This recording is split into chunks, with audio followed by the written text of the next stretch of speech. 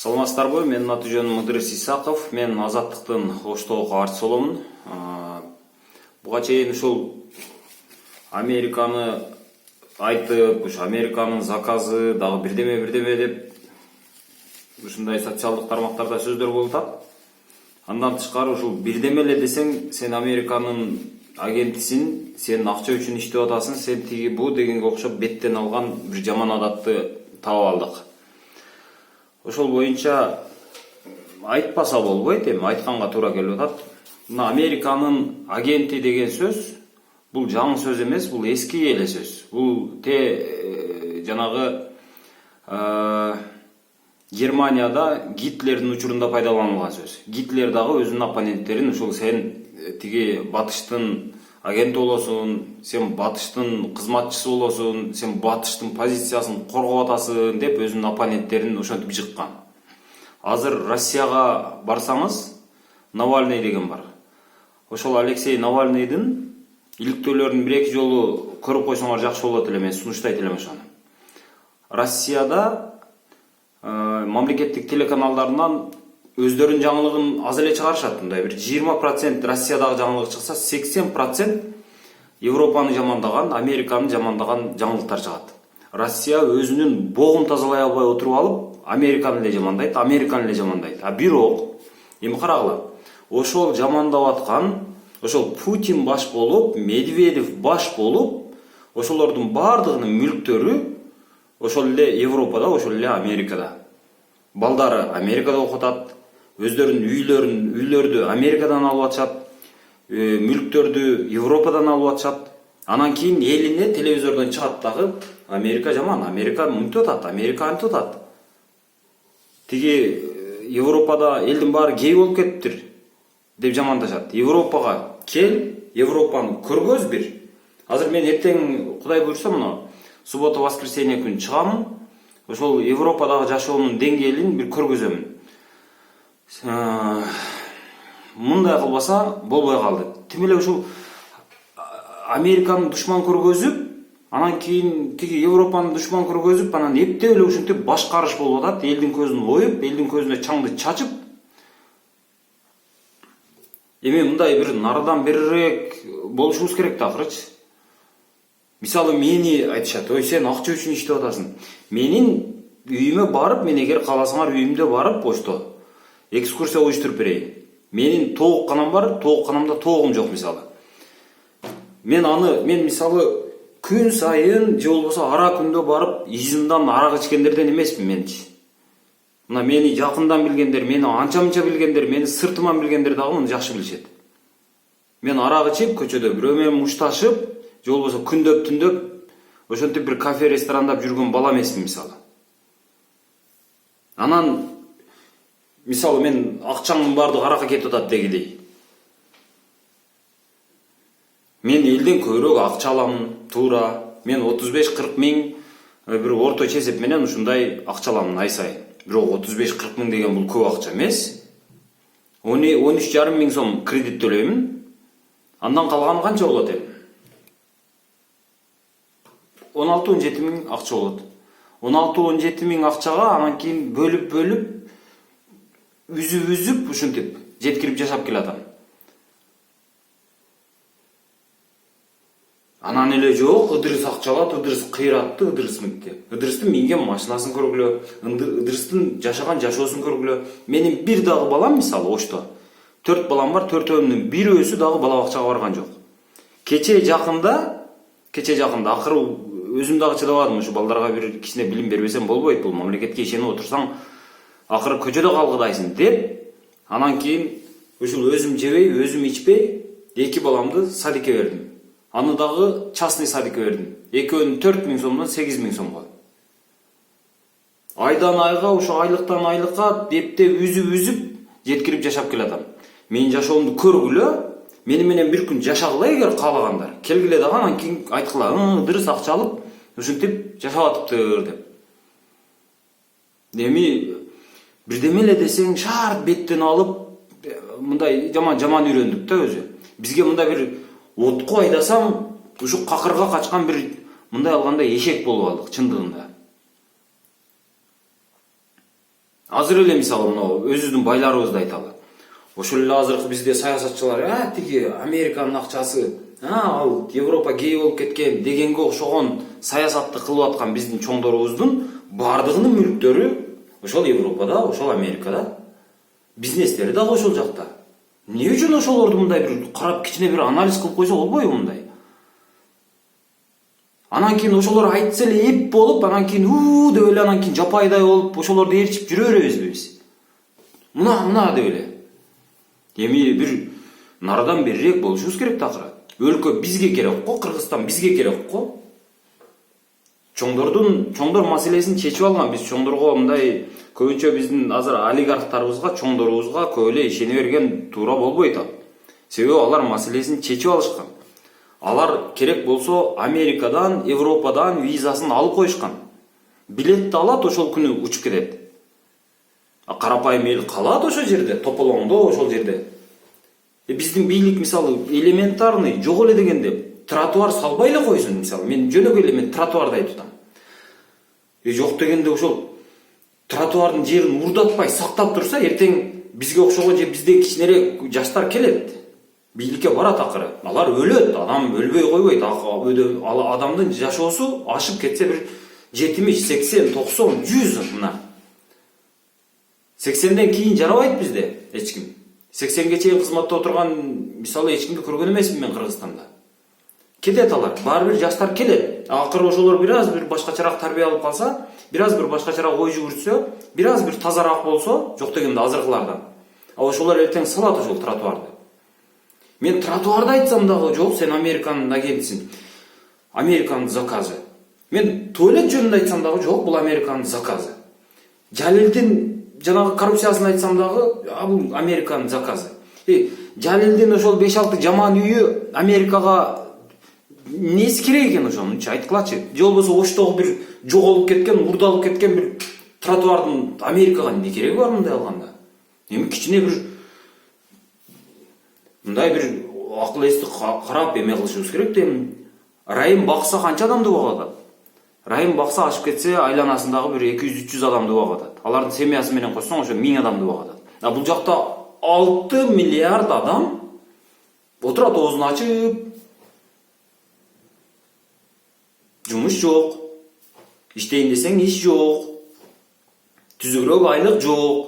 Кыргызстанда мисалы мен азыр уялбай эле айтам, Кыргызстанда милициянын айлыгы, доктурдун айлыгы, мугалимдин айлыгы бул $1000 кем болбош керек. $1000 кем болбош керек. Планка ушундай болуш керек. Качан ошондой болгондо бийлик ошондо тазаланат. Азыр жалаң баягы өзү негизи бизде түзүгүрөөк криминал дагы калбаптыр, түзүгүрөөк спортсмен дагы калбаптыр, түзүгүрөөк саясатчы дагы калган эмес, түзүгүрөөк журналист дагы калган эмес. Муну ачык эле айтып коеюн. Эгерде түзүгүрөөк журналист болгондо Американын, ушу Америка каржылаган азаттыкка биздин күнүбүз түшпөйт эле. Ошол коррупцияны КТР айтат болчу, ошол коррупцияны ЛТР айтат болчу, ошолор айтышы керек болчу. Себеби ал ошол салык төлөөчүлөрдүн эсебинен, биздин бюджеттин эсебинен акча алып отурат. Ошолор айтыш керек да. Америка каржылаган азаттыкты макул алып чыгарып коелу. Мен азыр ошол Америка каржылап аткан ошол азаттыктын Кыргызстандан чыгып кетишин мен чыдамсыздык менен күтөм. Ишенесиңерби ошого? Бирок Американын ушул эмеси качан чыгып кетет? Качан гана Кыргызстанда ушул азаттык сүйлөп аткан сөздү, качан гана биздин КТР, ЛТР деген мамлекеттик каналдар сүйлөп баштаганда, мына ошол күн чыгып кетет. Ал күнү, ошол болгон күнү, ошентип азаттыктын сөзүн, азаттык азыркы айтып аткан сөздөрдү КТР менен ЛТР айткан күнү Америкага ой байке кое туруңузчу, дагы чыдай туруңузчу, дагы кичине иштей туруңузчу десең жок дейт алар. Биздин бул жердеги миссиябыз бүттү, Кыргызстанда демократия орун алды, биз кеттик, болду. Мына өзүңөр эмептей бересиңер деп туруп чыгып кетет. Зарыксаң токтобойт ошол. Кана эле ошол, мисалы мен деле КТРде иштегим келет мен. ЛТРде иштегим келет. Мен деле мына Американын агенти дегенге окшогон мындай ярлыктар тагылбай, мындай башты мындай көтөрүп алып жүргүм келет мен дагы. Жок.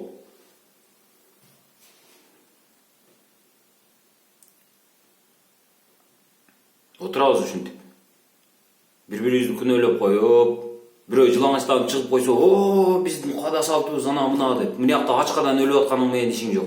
Россияда кыздарым өрттөнүп өлүп атат ошол жерде иштейм деп.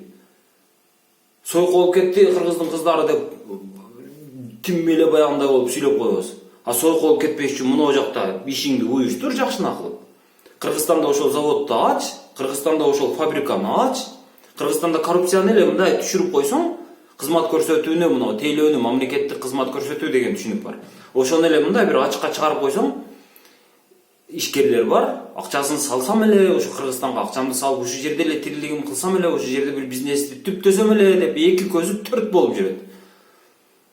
Жок, азыр бизде ошо бирдемени ачсаң, биринчиден ачыштын өзү дозок. Ачкандан кийин аны иштетиш экинчи дозок. Чегараны коргоп бербейт, контрабанданы коргоп бербейт, тышкы конкуренциядан коргоп бербейт мамлекет. Ачасын эптеп, ар кимге акча берип, бирдеме кылып жүрүп, лицензияны аласың, сертификатты аласың, алганыңдан кийин бир айдан кийин жабыласың. Андай мисалдарды мен ондогон мисалдарды көргөнмүн. Ушуга окшогон эмени мисалы, мына мен азыр Чехияда жүрөм, айласыздан мен салыштырып атам аларга. Чехия Евросоюздун ичинде турат. Евросоюздун ичинде туруп алып, Европанын бардык эле товарын киргизбейт экен булар. Жок, кой, менин өзүмдүн мына жакта өндүрүүчүлөрүм бар. Менин өзүмдүн ишкерлерим бар. Биз өзүбүз товар өндүрөбүз. Биз баштап өзүбүзгө сатып алалы. Биз баштап өзүбүздүн өндүрүүчүлөрдү колдоп алалы, анан кийин сенин товарың кирет деп атышат. Мисалы, супермаркетине кирсеңер, мен эртең көргөзүп берем. Чехияда, мисалы, Прагадагы супермаркетке кирсеңиз, супермаркетте где-то бир 60-70% товар өзүнүкү экен. Бардык чекче жазылып турат. Бардыгы ушул Чехияда даректерин жазып болгон, мына жерден чыкты деп. А Кыргызстандагы супермаркетке киргилечи, бир көргүлөчү, мындай экскурсия кылып көрсөңөр болобу? Кыргызстандагы супермаркетте биздики арак, сэндвич, колбаса, суу. Андан башка эмне бар дагы? Мына 4 нерсе бар экен. Менин көзүмө мындай урунган. Мындай олуттуураак. Ашып кетсе байпагыбыз бар. Андан башка эмне бар Кыргызстанда? Кыргызстандагы супермаркетке кирсеңиз, ошол 4 нерседен башка эч нерсе жок. Бардыгы Россиядан келет, Казакстандан келет. Биздин балдарыбыз эшектей болуп Россияда иштеп атат. Абасына көөп атат, нымдуу абасына. Климатына чыдабай атат балдар. Көөп кеткен, шишип кеткен балдар. Бөйрөгүм ооруп деп келип эме кылып атышат, дарыланып кетип атышат. Нымдуу абага, климатка чыдабаган балдар ал жактан туберкулез болуп келип, бул жакта дарыланып атат. Жаш 25-30дагы балдар туберкулез болуп ооруп жатат.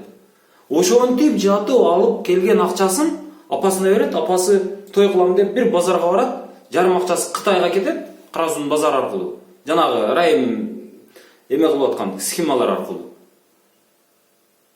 Анан кийин жарымы эмеге кетет. Россияга кетет, Казакстанга кетет. Болду, андан башка бизде оборот жок. Оборот бизде мындай ичибизде оборот жок. Бизде сырткы оборот бар. Кытай менен оборот, Кытай Кыргызстан, Россия Кыргызстан, Казакстан Кыргызстан, ушуга окшогон. А эгерде ошол Кыргызстанда акча өзүбүздү айлана турган болсо, ошол акча мындай чачырап бардыгына тиет, баягы. Бардыгына бирдей себелейт. Анан кийин бардыгынын тирилиги мындай жакшыраак, окшошураак болот. Эми кичине бир чындыкты моюнга алышыбыз керек да. Жөн эле ушу беттен алып эле отурабыз. Макул азаттык чыгып кетсин.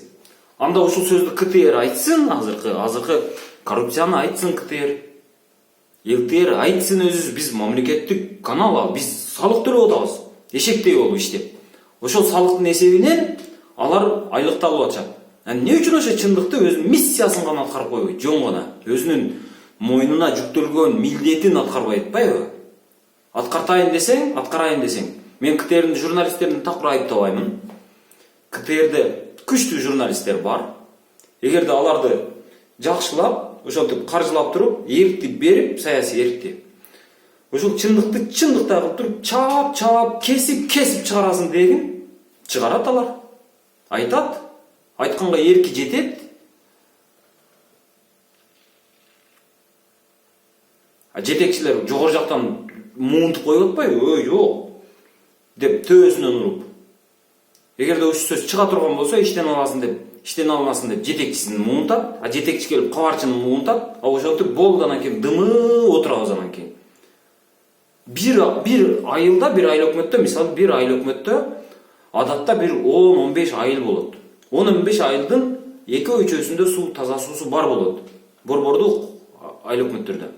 Калган 11 айылда, bir айыл өкмөттүн ичиндеги таза суу жок. Анан ошонун bir айылга, bir чакан айылга, же болбосо bir көчөгө таза суу чыкса, мисалы КТР менен ЛТР барат дагы, bir айылга таза суу чыкты. Бул өтө жетишкендик дегендей маанинде bir макала чыгарат, материал чыгарат. Ошол эле учурда айтпайт да, могу жакта 8 айылда суу жок отурат, могу жакта какшап отурат. Бир эле мынчалык эле bir кичинекей эле айылга суу чыкты, а мондой жердеги айылда суу жок али деген сөз айтылбай атпайбы? А президентибиз болсо прическасын оңдоп эле чачын тарап коюп отурат. Чачын эле тарайт. Мен мисалы президент келгенден бери мисалы ошол жакшына прическасы менен чыгып, жакшына сөздөрдү сүйлөгөндөн башка мындай бир ишине менин ичим чыга элек да мен канааттана элекмин мен мисалычы. Мен президенттин айтканына, муну премьер-министрдин иштерине мен деги эле ичим чыкпайт. Муну ачык эле айтып коеюн мен. Ошол.